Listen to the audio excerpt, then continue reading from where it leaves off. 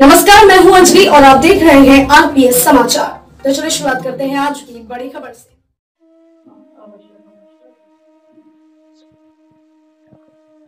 दोस्तों नमस्कार, आप देख रहे हैं आरपीएस समाचार। मैं हूं आपके साथ रघुनाथ प्रसाद शास्त्री। इस समय जनपद उन्नाव के फतेहपुर चौरासी में मौजूद हूं। यहां पर पंडित अरविंद कुमार द्विवेदी जी के पास जो ज्योतिषाचार्य एवं यज्ञाचार्य हैं, ये काफी दिनों से ये कार्य अपना कर रहे हैं। आज हमें जानना चाहेंगे कि किस तरह से ये अपने ज्योतिष का कार्य करते हैं और यज्ञ करवाने का कार्य करते हैं, जिससे लोक कल्याण का कार्य हो। और इस कई संगठनों से भी ये जुड़े हुए हैं। आज हम इनसे खुद ही जानेंगे और आरपीएस समाचार परिवार की तरफ से इनका बहुत बहुत आभार है जो हमसे जुड़ने के लिए। पंडित जी, ये जानना चाहे, अपना परिचय बताएं। हमारा जो है नाम अरविंद कुमार द्विवेदी है और मूल निवास हमारा गौरीमो है। इस समय हम वर्तमान जनपद पड़ता है, जनपद उन्नाव का फतेहपुर चौरासी थाना है और गंगादासपुर पोस्ट ऑफिस है और ग्राम मूल निवास गौरीमो का है। और यहाँ फतेहपुर चौरासी में हम नेहरू नगर में 5 वर्ष से यहाँ रह रहे हैं। लेकिन इस समय अपना ज्योतिष कार्यालय और ऑफिस हम उन्नाव में सिविल लाइन में पुल के पास बनाए हुए और एक आवास हमारा उन्नाव में कल्याणी देवी में भी बन रहा, वहाँ यज्ञशाला और आवास बन रहा। और कार्य क्षेत्र हमारा इस समय नैमिष और लखनऊ विशेष है, बाकी तो पूरे प्रदेश में और कई प्रदेशों में जाते हैं। पंडित जी, हम ये जानना चाहेंगे जो ज्योतिष का कार्य है, इस कार्य से संबंधित कुछ जानकारी देंगे कि जो आने वाला होली का पर्व है या जो भी खास पर्व आते हैं, इनमें किस तरह से इनको मनाना चाहिए। होली का पर्व है, इस पर किस बात का ध्यान रखना चाहिए हम लोगों को, आम जनमानस को। देखिए, त्योहारों में इस समय जो है न्यूज चैनल को लेकर और कई प्रकार के पंचांग जो आ गए, तो जनता जो है बहुत ज्यादा भ्रमित रहती है। तो कोई न कोई जो विशेष जिसका लगाव है वो उसी से पूछकर अपने त्योहार मनाता है। लेकिन जो मूल पंचांग है वो काशी विश्वनाथ और उसकी एक जो प्रति है जिसको कहते हैं काशी विश्वनाथ पंचांग में महावीर पंचांग। तो महावीर पंचांग में 1:35 के बाद में होलिका दहन का है। भद्रा के पुच्छ भाग में होलिका दहन होती है, तो वही सबसे अच्छा उत्तम रहेगा कि 6 तारीख की रात में 1:30 बजे के बाद में, वो जब 7 तारीख लग जाएगी तब होलिका मनाना ठीक है जी। दूसरी चीज मैं जानना चाहेंगे, ज्योतिष से संबंधित जो जानकारियां लोगों को मिलती हैं, इसमें किस तरह से आप जानकारी देते हैं, या यज्ञ से जो यज्ञ का कार्य आप करते हैं, तो यज्ञ में किस तरह के कार्य आपके द्वारा किए जाते हैं, इसमें भागवत कथा भी की जाती है क्या?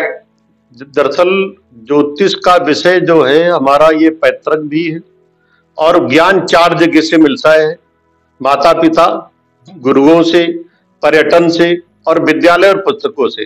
तो ये जो ज्ञान हमारा गुरुगम्य है और इसके अलावा हमारे पितरों से ये चला आ रहा है। सबसे पहले हमारे बाबा के भी पिताजी जो थे पंडित जालिम प्रसाद, वो भी कर्मकांड करवाते थे, ज्योतिष का उनको बहुत गहरा नॉलेज था। इसके बाद में हमारे जो बाबा हुए वो पंडित राम भरोसे द्विवेदी जी, सबसे बड़े भाई राम भरोसे द्विवेदी जी, वो कानपुर में उन्नाव में ज्योतिष का काम करते थे और सामुद्रिक शास्त्र शिरोमणि अपने आप को लिखते थे और वेदांती लिखते थे। वेदों का भी ज्ञान था और हस्तरेखा का उनको विशेष ज्ञान था।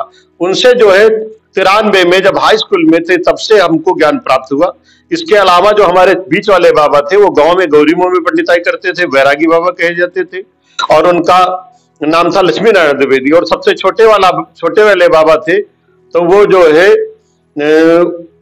सेना में धर्म गुरु थे।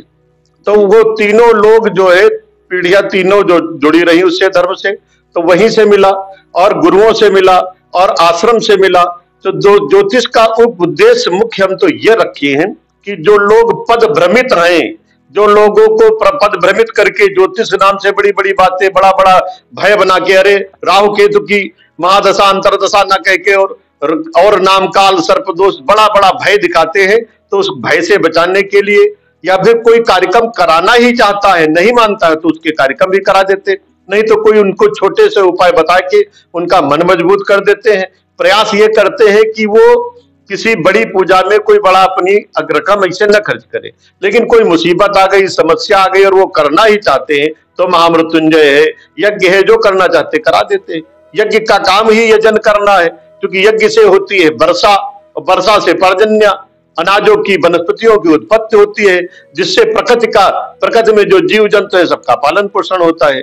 इसलिए यज्ञ ही एक मुख्य उद्देश्य है वर्षा का, क्योंकि वर्षा वैसे भी नहीं हो रही, पेड़ पौधे वनस्पति चले जा रहे हैं, इसलिए वर्षा के उद्देश्य के कारण जो है यज्ञ कराई जाती है।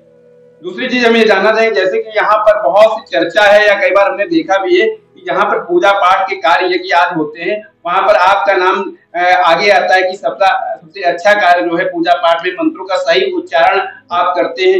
इस संदर्भ में क्या आप कहना चाहेंगे कि बहुत से लोग जो यज्ञ करवाते हैं कई बार मंत्रों का गलत उच्चारण करते हैं, गलत उच्चारण से क्या उसका गलत प्रभाव पड़ता है, इस संदर्भ में कुछ बताएंगे? बिल्कुल शास्त्री जी, सबसे पहले तो हम आपको बहुत बहुत धन्यवाद कह रहे हैं कि आपको धन्यवाद देना चाहते हैं कि आपके माध्यम से हमारी बात लोगों तक पहुंचेगी, और यही मुख्य उद्देश्य है कि कर्मकांड पंडिताई करने का, कि सबसे पहले लोग जो भ्रमित हैं, और हम तो हमेशा कहते हैं कि वो पूजा आप कतई न करो जिसका फल और अर्थ आप नहीं जानते हो।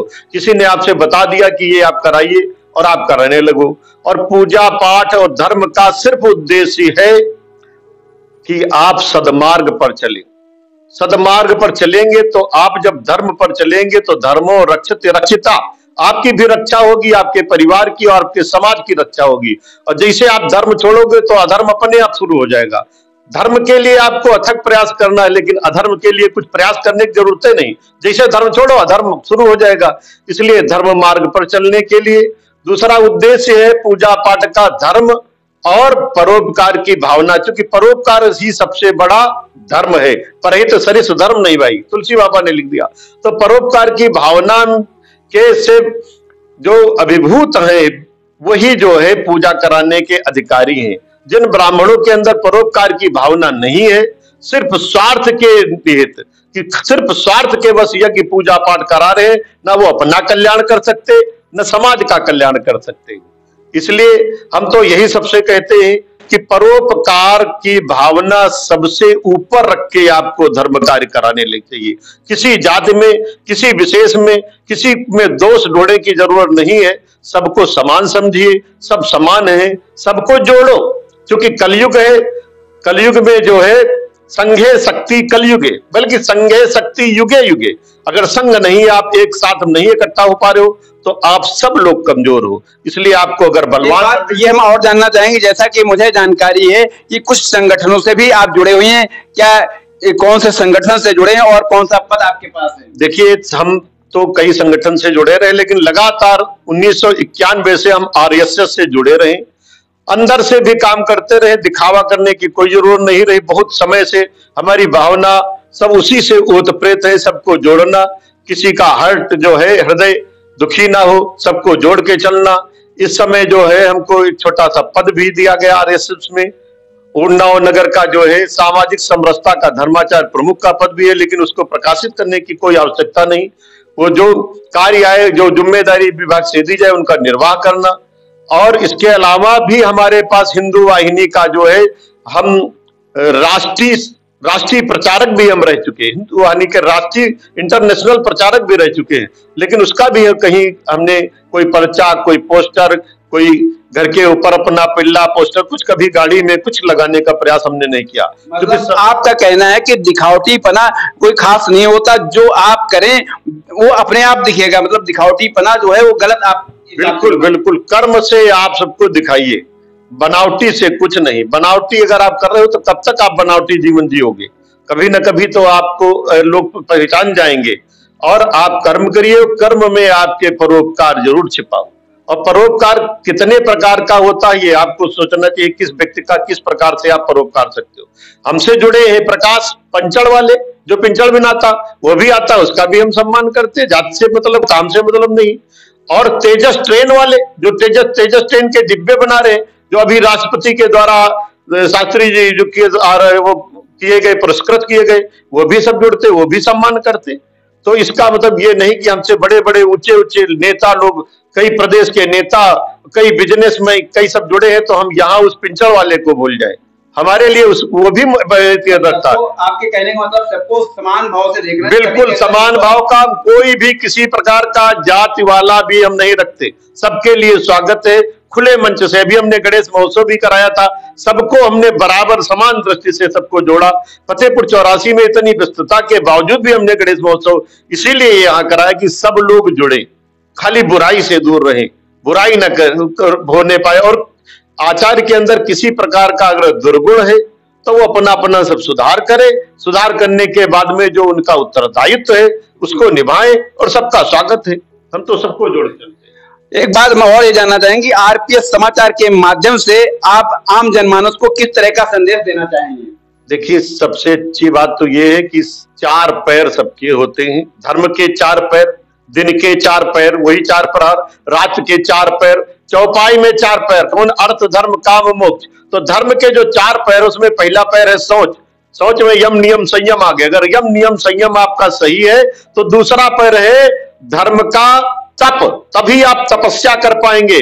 जब दूसरा पैर आपका जागृत होगा, तपस्या कर पाएंगे, तो तीसरा पैर फिर जागृत होगा दया, तब आपके अंदर दया आएगी। वसुदेव कुटुंबकम, ये परिवार, दो बच्चे बीबी हमारा नहीं परिवार है, वसुदेव कुटुंबकम, पूरा संसार पूरा विश्व हमारा परिवार है। जब ये भाव आएगा तो 14 जो धर्म का पैर है जिसको कहते हैं दान, तो दान देने की प्रवृत्ति जब आएगी कि दान देना इतना आसान नहीं है।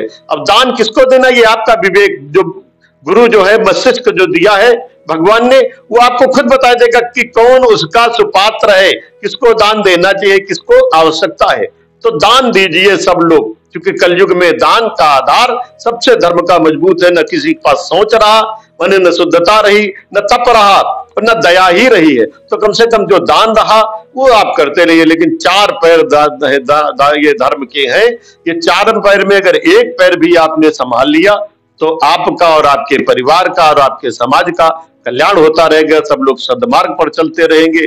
जब सद्मार्ग पर चलेंगे तो समाज से बुराइयां खत्म होंगी, तो सब लोग जो है निर्विघ्नता पूर्वक परस्पर एक दूसरे के साथ प्रेम पूर्वक जो रहकर जो जीवन निर्वाह करेंगे। मेरा आपके कहने का मतलब है कि लोगों को धर्म के प्रति विशेष आस्था रखना चाहिए। धर्म में बहुत कुछ तो हर आदमी नहीं कर सकता है, दान सभी लोग कर सकते हैं, ज्यादा और कम जो भी है, लेकिन दान अपनी स्थिति में जी बिल्कुल सभी लोग कर सकते हैं। बिल्कुल बिल्कुल सत्य। जिसकी देखिए, किसी के पास अगर कुछ भी नहीं है तो उसके पास श्रम दान तो है, श्रम दान। जी, एक बात हम और ये जानना चाहेंगे कि अगर आदमी जो भी दान करना चाह रहा है तो कर्ज लेकर वो दान कर सकता है या नहीं? कर्ज लेने के दान करने की कोई आवश्यकता नहीं, उसको श्रमदान करना चाहिए, समय का दान करना चाहिए। क्योंकि गृहस्थ को 3 चीजें नियम लागू हो जाते। गृहस्थ जीवन जीने से पहले ही सबसे पहला यह है कि अपने समय का 24वां भाग, 60 घड़ी समय व्यक्ति के पास होता है, 24वां भाग होगा 2.5 घड़ी अर्थात 1 घंटा धर्म के निमित्त आपको निकालना चाहिए। दूसरा है भोजन का 4थाई भाग, आप अगर 4 रोटी खा रहे हो तो 1 रोटी आप धर्मादा के लिए निकालिए, कोई भूखा है उसको खिलाइए। और अपने वैसे धन का 4थाई भाग जो आपकी कमाई हो 10वां भाग, लेकिन अगर कमाई का 10वां भाग इस अर्थ युग में नहीं निकाल पा रहे हो, इतनी आवश्यकताएं बढ़ गई हैं, तो कम से कम बचत का 10वां भाग धर्मादा आप निकालिए, उससे धर्म कार्य करिए, गरीब कन्याओं का विवाह कराइए, जो गरीब है उसकी मदद कीजिए, भूखा है उसकी मदद कीजिए, जो और यज्ञ अनुष्ठान हो रहा है उसमें जो आपका सहयोग हो सके। सामाजिक कार्य बहुत जरूरी है, क्योंकि अगर सामाजिक आप कार्य नहीं करे हो, अकेले धर्म कर रहे हो, तो समाज वाले लोग धर्म से नहीं जुड़ेंगे, और जब समाज वाले धर्म से जुड़ेंगे नहीं तो लोग एक नहीं हो पाएंगे। लोगों को एक करने के लिए भी यज्ञ अनुष्ठान बहुत आवश्यक है। आप देख रहे थे आरपीएस समाचार, मेरे साथ थे फतेहपुर 84 जनपद उन्नाव के निवासी जो इस समय विशेष ज्योतिषाचार्य का कार्य करते हैं और यज्ञाचार्य हैं, जो इस क्षेत्र में इसमें सबसे अधिक जानकार ज्योतिष और यज्ञ और धर्म के मामले में, जिनसे अभी आपकी बात हो रही थी। मेरे साथ लगातार बने रहने के लिए आपको बहुत बहुत धन्यवाद। नमस्कार। खबरों में अब तक ये बस इतना ही, मिलते हैं फिर ऐसी ही बड़ी खबर के साथ। तब तक के लिए नमस्कार और देखते रहिए आरपीएस समाचार।